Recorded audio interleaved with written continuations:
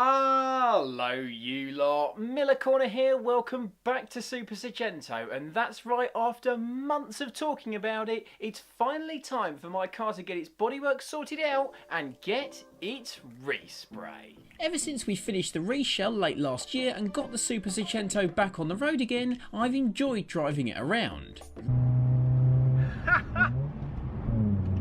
Really enjoyed driving it. Oh yes! Oh my god, I love this car! I love this car so much! It might drive well, but the bodywork really does show it up as the 15-year-old, 120,000 mile car it is. As well as a bonnet peppered with stone chips and other paint damage, the bodywork is generally tired. It went for months or even years without being properly cleaned, each panel is a slightly different shade of yellow, and the body is covered in the kind of dings and dents that you generally expect a city car of this age to have. So after all this time, we're finally going to get the bodywork and the paint sorted to get the Super Seicento looking as good as it drives. First on the agenda is stripping the car down, starting at the front with the driver's headlight and indicator, and Brian's on hand with some helpful advice. Lefty loosey, righty tighty. Not brakey. There we go. With the lights out, the front fog light and grille is simply unscrewed and also removed, as well as the front number plate. It's clipped into the frame, so just 2 screws hold it onto the front bumper. I've got plans for this, you'll see what later. Next are the side rubber mouldings. They look ugly and awkward at the best of times, and mine, like many, have faded and now look hideous. Dad sets about removing them with a heat gun and blade before adding thinners to the mix to get off the chunks of aged Sikaflex holding them on. A single hole is left on both doors, so Dad creates a divot in them before using red fibre fill to smooth the holes over. A short while later, you'd never even know they were there. And no, the doors aren't misaligned, the shots were just taken at a bit of an angle. Meanwhile, I set about the passenger's headlight and indicator. Same as the driver's side, so it's just as easy, right? Well, when it's this idiot dealing with brittle old plastic clips, not quite. Why is this loom tighter on this side than it is on the other side? Why do you keep asking me questions? I'm not really asking you questions, I'm asking the room questions. The problem is these clips, they never ever come out, do they? Oh my god, there's another bastard in there, this one. What is holding this? Why are these clips such little plastic things? How do you release that? That doesn't make any sense at all. Oh, come out, you rotten bastard. Come off! Come on, look at this. This is literally the hardest bloody plastic in the world. No, you just pull that. No, you don't. You bloody pull it out. Oh, you utter... Like that. What else you stuck on? Is that it? After some quiet time to calm down, I move on to the far easier bonnet badge. Simply undo the nut on the back, push it through, and then screw the nut back onto it so you don't lose it. Yeah. Next is the bonnet stripe. It will live on, but this iteration has to come off for paint. We start by applying heat to it to soften the glue before gently peeling the stripe back and trying not to stretch the vinyl. It takes a while to get it the whole way back, but Brian cheers on from the sideline. More welly, Miller. More welly. More welly. Turn a bit off. Bye bye stripe. The bulk of the stripe is off, and after heating up and removing the little bit on the edge of the bonnet, it's onto the washer jet. Pull off the supply hose, push it through on one side first, and it's off. Brian then steps in with a great idea. Colour code that as well. What's that? Washer jet? Yeah. That's actually not a bad Because shot. that'll take the smooth. Do you know what I mean? You won't see the black thing in the bonnet. Yeah, that's a good shirt actually, Brian. You're full of good ideas, you are. Sometimes. You're more than just a pretty face, aren't you? I then remove the wing mirrors, unscrewing the backing plates before pushing them through, and then it's round to the back. The badges have to come off for paint anyway, and I've decided to stick with a debadged rear for a cleaner look. The chunky Fiat and Seicento badges come off in one piece if done correctly. The fragile Sporting badge, on the other hand, not so much. With that carefully removed, I set about the Seicento badge with a blade. I'm not too precious about the paint on the tailgate as it's obviously getting done, but this isn't necessarily the best way to debadge your car if you don't want to respray your boot lid. Oh, hello. I think we're on a bit of a roll here. On a bit of a roll? What sort of a roll? Sausage. I like it. Hey, look at that. Make a chain out of that. Finally, it's the Fiat Badge. One single solid piece that's easy to get a blade behind makes it really easy to get this one off. Look at that. You put that on your Zafira mat and make it reliable. Christ! With my daily Vauxhall slagging off quota met, I use a helping of thinners and more blade action to clean all the badge glue off the tailgate. Look at that. How to debadge a car in far too long. Next, the rear number plate comes off, followed by the rear lights and bumper. Removing the bumper might seem excessive, but the tailgate design means that the top of it would be near impossible to paint if the bumper was left on the car, so it comes off to get painted separately. With the rear now looking a little bit more Mad Max, Dad sets about every single ding in the bodywork. Having marked each one of them with masking tape, he slathers filler over them before smoothing it roughly in line with the correct shape of the body. He lets the filler set and go hard for about half an hour before sanding each fillered spot down until it's completely flush with the bodywork and so smooth that you'd never be able to find the dents. Real time isn't that interesting to watch, but speed it up a bit and you really can appreciate the smooth transition from lump of filler to flush, smooth bodywork. A dab hand with a filler Dad might be, but he's less skilled with cameras. Oh, I think I've f***ed it up, Joe. I really ought to teach you how to use that. I'm still recording, I think. Yep, it is. But having sorted that out, the stripping is complete and now the whole car needs flatting down. We set about the panel work with Scotch-Brite pads which smooth them down and completely dull and smooth the paintwork. We ultimately want to remove all the shine from the paint, making it completely flat and the best possible surface to paint on. This isn't a job you can rush, but it's quite satisfying for the obsessive amongst us as you have to make sure there's no shine left in the paint and that it's glassy smooth all over. Changing Scotch-Brite pads regularly keeps them firm enough to maximise their effectiveness. The plethora of stone chips in the bonnet can't be flatted down flush with Scotch-Brite, so I set about them with 320 grit sandpaper to rub them down until they're as smooth as the rest of the panel. If you can still feel the bumps left by the stone chips, they will show through to the finished paint, so I have to make sure that if you weren't looking at the bonnet, you wouldn't know where the stone chips were by feeling for them. Again, this is time consuming, but it's oh so satisfying when it's completely flatted and the whole panel is glassy smooth. The bonnet alone takes well over an hour to completely flat down, but here that is sped up to make it more interesting to watch go from glossy starting point to dull and flat. Satisfying. With the bonnet done, Dad removes the wipers to make access to the scuttle easier while I Scotch-Brite the front bumper. This too is peppered with stone chips and with so many design lines and creases in it, it takes quite a while to flat it down. While I'm flatting at the front, Dad continues to sand and smooth each and every fillered dent, doing an awesome job of making sure that each patch is completely smooth and flush with the body line. Not one to be defeated by a GoPro falling on him, Dad simply films with one hand and sands with the other. He really is a man of many talents. The last few dents in the tailgate are sorted and that marks the end of the bodywork stage. With a decade and a half's worth of dings, dents and damage now completely gone, it's time for mass flatting down. Dad starts with the roof. Don't let your eyes deceive you, this is real time. I don't know why he's in such a rush. I opt for a less intense flatting down on the passenger's side before gathering the energy for a super fast flatting down of the tailgate and spoiler.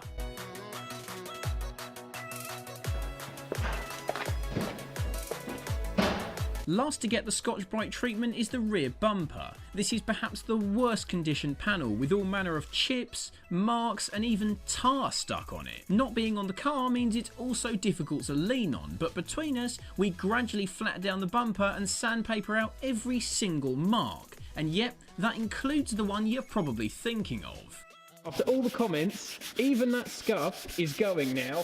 Do people think I don't see it every time I look at the back of the car? Obviously, yeah. Did you know? And hopefully that means no more Instagram comments. Between us we make light work of flatting down the bumper, and with all the Scotch-Briting done, we then use an airline to blow off all the resulting dust. You've had fast time lapses already, so now let's get some cool slow-mo dust.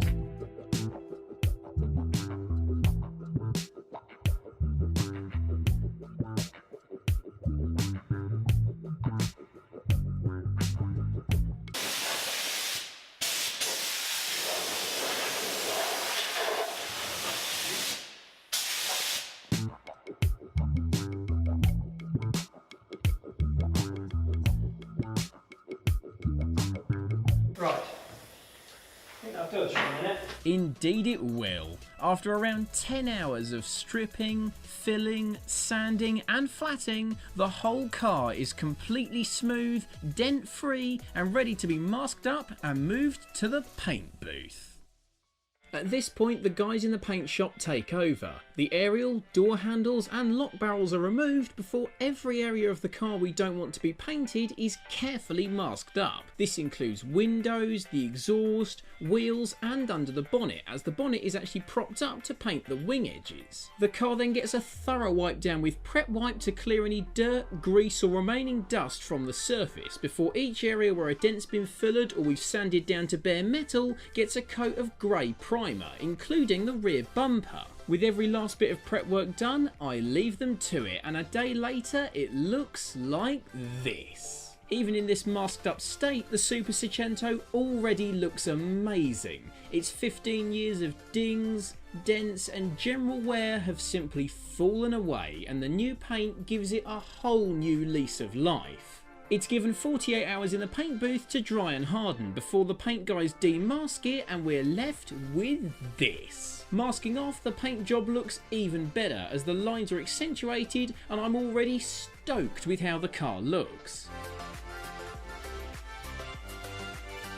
With the actual painting done, the car can now go back together. I start by changing the front bulbs to much brighter replacements before bolting in my tinted headlights and indicators. Meanwhile, the door handles have had a paint job too, and Dad gets to work bolting up the handles and the locks. Yes. Well done. That's really solid as well. That feels good. The bonnet badge goes back on, and while Dad replaces the aged plastic rear bumper mesh with new wire mesh, I focus on the number plates. Standard plates are functional but ugly, so I've invested in some much classier pressed metal plates. I remove the standard ones from the frames before lining them up with the new metal ones and drilling identical holes through them. The metal plates get mounted in their frames and then screwed onto the bumpers, looking miles better than the old ones. We continue piecing the car back together, with everything from bulbs to bumpers getting smartened up before being reattached. As the Super Seicento comes back together in front of us, I'm getting more and more excited to finish it.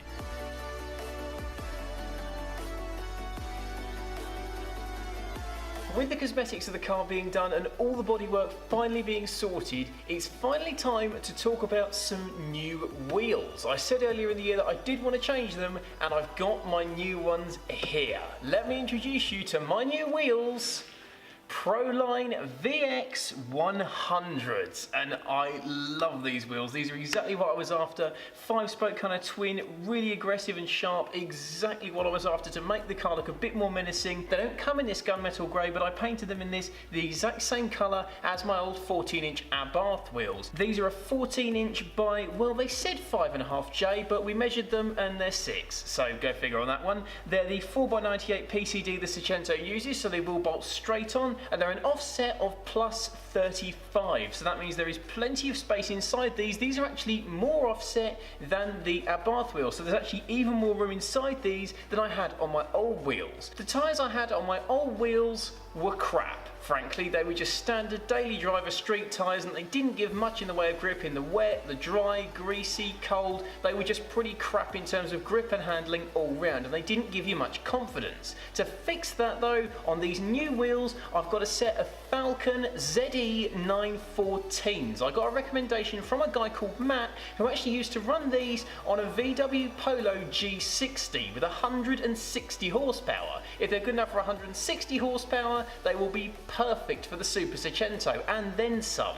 These are really well rated tyres for wet grip, dry grip, general wear, and most importantly for handling, which is what I wanted some good new tyres for. On these 14x6J wheels, I went for them in a 195 45-14 profile, so they're quite a bit wider than the standard 175s the Seicento has, but also they've got a similar size sidewall, so hopefully I'm not going to compromise on the looks, on the handling, or on anything that frankly a very thin or a very fat sidewall tyre might be doing. So we've got awesome looking wheels, we've got some awesome tyres on the car at last, ready to give it some grip, so let's get them on. There's only a few jobs left to do before the car's back together. This has been the biggest job we've ever done on the Super Seicento, with more work and time involved than anything before it. But as it comes together, all the work, time and effort is looking worth it. All the fine details, all the extra bits and all the little touches add up to create the car I dreamed of. With every last bit refitted, we're done.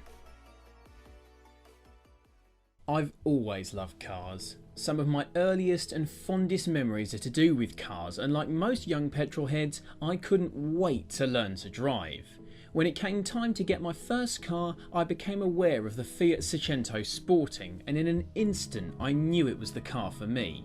Yeah, it looked cool and it was cheap to buy and cheap to run, but it had something special, something different, an intangible character, a proper personality that just spoke to me. Everyone loves their first car, but I loved mine before I even drove it. After gaining road experience and bettering their skills, most people move on from their first car to something bigger, faster, newer. Not me though. I fell even more in love with my Seicento the more I drove it, the more experiences we had together and the more adventures we went on. It made the everyday fun and it never failed to make me smile. The more I drove it, the more I bonded with it, and no matter what anyone else said, I just couldn't bear to part with it. As time went on, I started modifying the Seicento, learning new skills, trying new things, and constantly improving my car's performance, handling, looks and comfort. People kept telling me to buy something else, something faster or newer.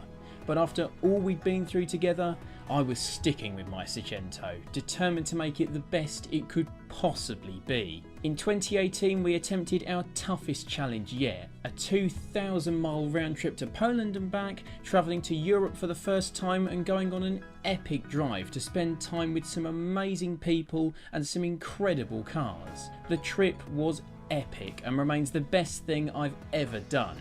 After getting up close and personal with the best Seicentos possibly in the world, I was inspired to get back to the UK and continue modifying my car to make it as amazing as those I'd seen. But it wasn't to be. After all we'd done and how much we'd been through together, I couldn't let it end there. We painstakingly rebuilt the Super Seicento, using as many original parts as possible to bring my car back, bigger and better than ever before. It's been months of long, hard work and more time, effort and money than makes sense to almost anyone. But every time I drive, listen to or even look at the Super Seicento, it's giving back.